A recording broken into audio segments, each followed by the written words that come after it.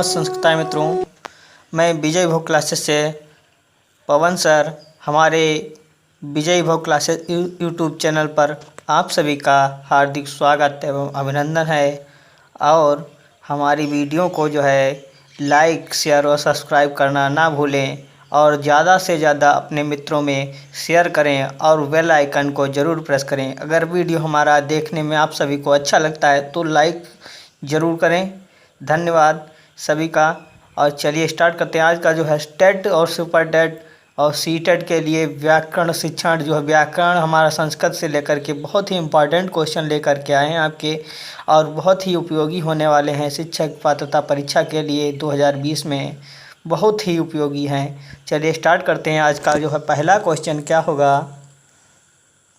क्रिया के साथ साक्षात संबंध होता है। क्रिया के साथ साक्षात संबंध होता है। ए ऑप्शन में कर्ता, बी ऑप्शन में कर्म और सी ऑप्शन में करण, डी ऑप्शन में संबंध। तो क्रिया के साथ साक्षात संबंध होता है वो कर्ता कारक कहलाता है। ए ऑप्शन इसका राइट आंसर होगा। अगला है संस्कृत व्याकरण में कारक हैं। संस्कृत व्याकरण में कारक हैं तो ए ऑप्शन में 5, बी ऑप्शन में 6 और सी ऑप्शन में 7, डी ऑप्शन में 8। तुम्हारे संस्कृत व्याकरण में कारकों की संख्या कितनी बताई गई है? 6 कारक होते हैं। ठीक है, कितने कारक होते हैं? हमारे 6 कारक होते हैं। तो कौन कौन से कारक 6 होते हैं? सभी को पता होगा कौन से 6 कारक होते हैं, बताइएगा। आप सभी को कारकों के बारे में भी जानकारी होनी चाहिए सभी को। तो हमारे 6 कारक वो कौन कौन से होते हैं? एक सूत्र श्लोक है दिया है, कर्ता कर्म च करणम संप्रदानम तथैव च अपादान अधिकरणे इत्याहु कारकाणि षट्। कर्ता कर्म च करणम, कर्ता कर्म और करण, संप्रदानम तथैव च और संप्रदान, अपादान अधिकरणे, अपादान और अधिकरण कारक इत्यादि कारक हमारे 6 कारक हैं। ठीक है, तो 6 कारकों की संख्या बताई गई। इसका बी ऑप्शन राइट आंसर होगा। अगला क्वेश्चन क्या है? अगला क्वेश्चन क्या कह रहा है? प्रातिपदिकार्थ लिंग परिमाण वचन मात्रे। ठीक है, प्रातिपदिकार्थ लिंग परिमाण वचन मात्रे प्रथमा क्या होगा? प्रातिपदिकार्थ लिंग परिमाण वचन मात्रे प्रथमा। तो इसमें ए ऑप्शन क्या है? प्रथमा, बी ऑप्शन में द्वितीया, सी ऑप्शन में तृतीया और डी ऑप्शन में चतुर्थी। तो प्रातिपदिकार्थ लिंग परिमाण वचन मात्रे प्रथमा, तो इसमें ए ऑप्शन इसका राइट आंसर होगा। ठीक है, प्रातिपदिकार्थ मात्र में, लिंग मात्र में, परिमाण मात्र में और वचन मात्र में प्रथमा। तो किस किस में प्रथमा होती है?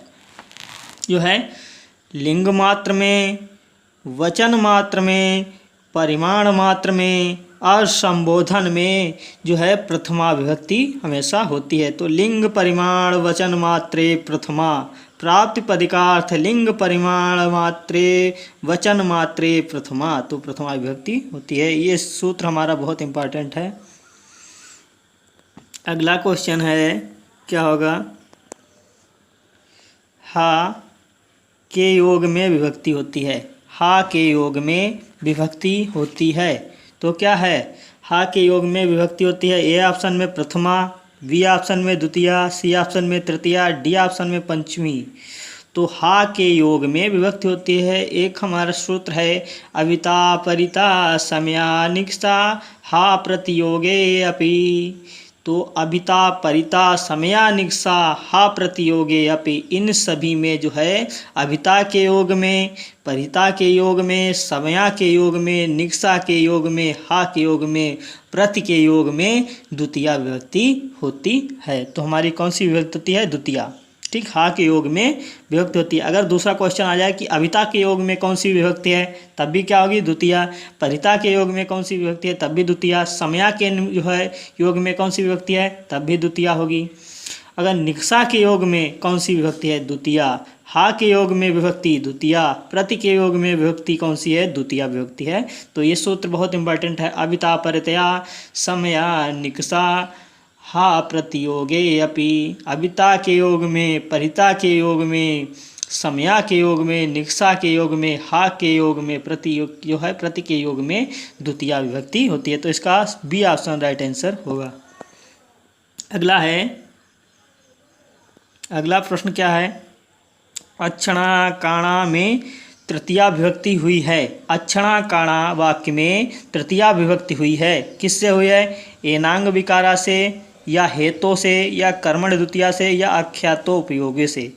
तो अक्षणा काणा वाक्य में तृतीया विभक्ति हुई है, वो हमारा होता है एनांग विकारा। ठीक, ई नहीं होगा, एनांग विकारा, ए ऑप्शन इसका राइट आंसर होगा। एनांग विकारा क्या कहता है? जो तृतीया विभक्ति में होता है वो शरीर के जिस अंग में, ठीक है, तृतीया विभक्ति में ये जो है एनांग विकारा सूत्र क्या कहता है? शरीर के जिस अंग के जो विकार से शरीर का विकार भाव जो है समझा जाए, उस अंगवाचक शब्द में तृतीया विभक्ति होगी। शरीर के जिस अंग में विकार लक्षित हो, ठीक है, अगर जैसे बताया गया कि शरीर के जो है जिस भाग में विकार लक्षित हो, वही अंगवाचक शब्द में तृतीया विभक्ति होगी। तो अक्षणा काणा, ठीक है, अक्षणा काणा, आँख से काना, तो अक्षणा में तृतीया विभक्ति है। तो हमारा एनांग विकारा सूत्र है, ए ऑप्शन इसका राइट आंसर होगा। इसी प्रकार से पादेन खंजा, तो पादेन में भी तृतीया विभक्ति है, एक पैर से जो है पैर से लंगड़ा। अगला है नमा स्वस्ति स्वाहा स्वधा अलम वषष्ठ योगाश्च सूत्र में कौन सी विभक्ति होगी? नमा स्वस्ति स्वाहा स्वधा अलम वषष्ठ योगाश्च सूत्र में कौन सी विभक्ति होगी? नमः स्वस्ति स्वाहा स्वधा अलम वषष्ठ योगाश्च सूत्र में कौन सी विभक्ति होगी? तृतीया। ये बी ऑप्शन में चतुर्थी, सी ऑप्शन में षष्ठी और डी ऑप्शन में सप्तमी। तो नमः के योग में, स्वस्ति के योग में, स्वाहा के योग में, स्वधा के योग में, अलम के योग में, वषट के योग में चतुर्थी विभक्ति होती है। ठीक है, तो कौन सी विभक्ति होगी हमारी? वो होती है नमः स्वस्ति स्वाहा स्वधा अलम वषष्ठ योगाश्च में जो है चतुर्थी विभक्ति होती है। जैसे गणेशाय नमः, शिवाय नमः, ठीक है, तोभ्याम स्वस्ति, इंद्राय स्वाहा, इंद्र के लिए स्वाहा, ठीक, तो ये उदाहरण दिया है, तो चतुर्थी विभक्ति होती है। इसका बी ऑप्शन राइट आंसर होगा। अगला प्रश्न क्या कह रहा है? अपादान में कौन सी विभक्ति होती है? अपादान में कौन सी विभक्ति प्रयोग होती है? तृतीया, बी ऑप्शन चतुर्थी, सी ऑप्शन पंचमी और डी ऑप्शन सप्तमी। तो अपादान में विभक्ति का प्रयोग होता है वो पंचमी विभक्ति होती है। अपादान पंचमी जो है किसी से अलग होना, तो अपादान में पंचमी विभक्ति होती है। इसका सी ऑप्शन राइट आंसर होगा। अगला है तिलेषु तैलम, ठीक है, तिलेषु तैलम अस्ति में किस प्रकार का आधार है? ए ऑप्शन में औपश्लेषिक, बी ऑप्शन में वैषयिक, सी ऑप्शन में अभिव्यापक, डी ऑप्शन में संवेद। तो तिलेषु तैलम में जो है कौन सा हमारा किस प्रकार का आधार है? तो हमारा तिलेषु तैलम में अभिव्यापक आधार है। सी ऑप्शन इसका राइट आंसर है। अभिव्यापक मतलब होता है तिलेषु तैलम, तिल में तेल, तो तिल में जो है तेल को जो है तिल को पेरने से क्या निकलता है? तेल। तो जो है तिल में तेल अभिव्यापक रूप से व्याप्त है, तो हमारा अभिव्यापक आधार होगा। ठीक है, इसका सी ऑप्शन राइट आंसर होगा। औपश्लेषिक में क्या आता है? कटे आस्ते, ठीक है, चटाई पर आसन लगाना।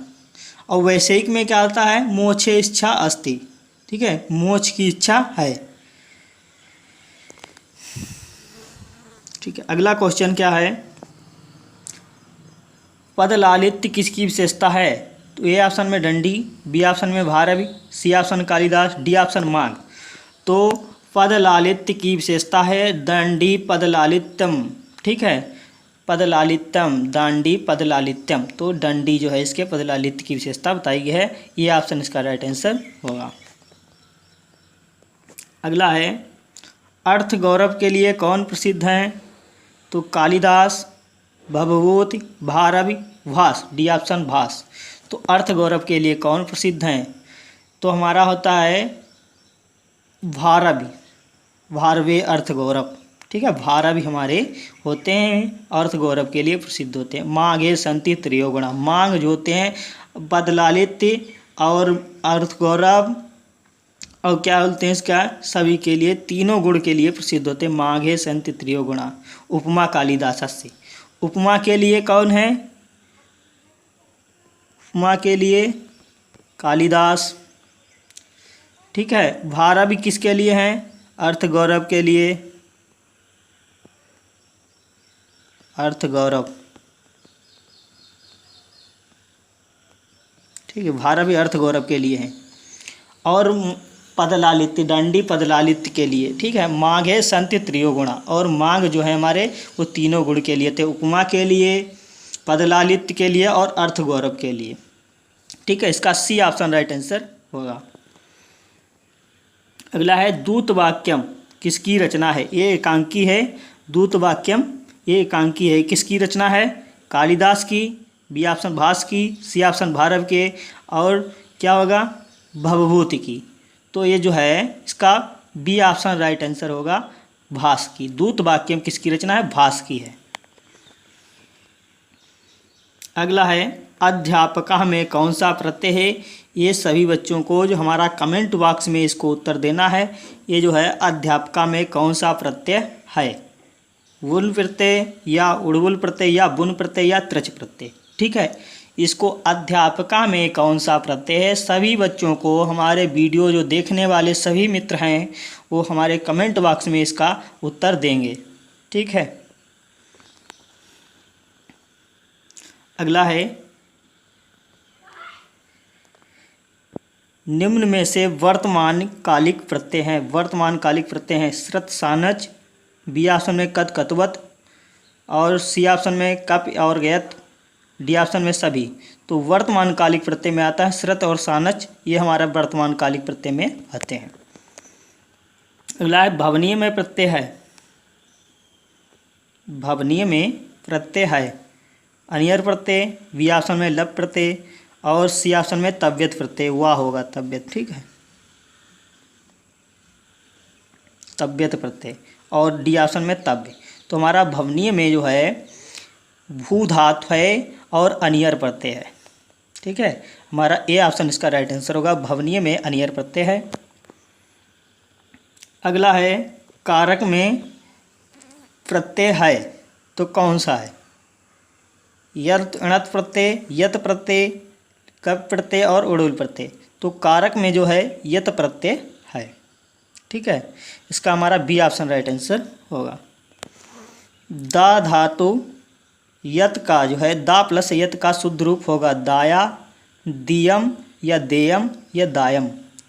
तो दा धातु है और यत प्रत्यय लगा हुआ है तो हमारा देयम बनेगा, देने योग्य।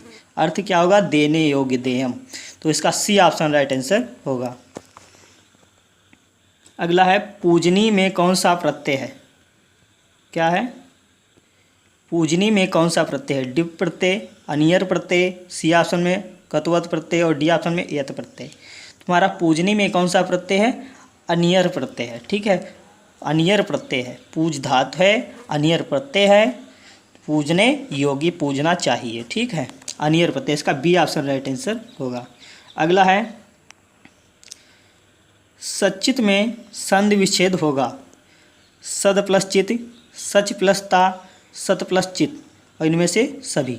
तो इसका सी ऑप्शन राइट आंसर होगा, सत प्लस चित। अगला प्रश्न क्या कह रहा है? जब स्वर का मेल स्वर से हो तो वहाँ पर कौन सी संधि होगी? जब स्वर का मेल स्वर से हो तो वहाँ पर कौन सी संधि होगी? व्यंजन संधि, दीर्घ संधि, स्वर संधि, बी और सी दोनों। तो हमारा डी ऑप्शन इसका राइट आंसर होगा, दीर्घ संधि और स्वर संधि, बी और सी दोनों ऑप्शन होंगे, इसका डी ऑप्शन राइट आंसर होगा। अगला है वाग्धर्य में संधि विच्छेद कीजिए। वाग्धर्य में संधि विच्छेद कीजिए। बाघ प्लस हरि, और बी ऑप्शन में बाघ प्लस हरि, और सी ऑप्शन में बाघ हरि और वाघ हरि। तो इसका होता है ए ऑप्शन राइट आंसर होगा, वाक प्लस हरि। क के स्थान पर अदगा हो जाएगा। अगला है मनोरथा। शब्द में संधि विच्छेद कीजिए। मनस मनः धन रथा। बी ऑप्शन मनस धन रथा। सी ऑप्शन मनो प्लस रथा। डी ऑप्शन मने प्लस रथा। तो हमारा बी ऑप्शन इसका राइट आंसर होगा, मनस धन रथा विसर्ग संधि का उदाहरण है। अगला है वागीश। ठीक है, वागीश में संधि विच्छेद है। वाक प्लस ईसा, वाग ईसा, वाच ईसा, वाक प्लस ईसा। इसका डी ऑप्शन सही होगा, वाक प्लस ईसा वागीसा।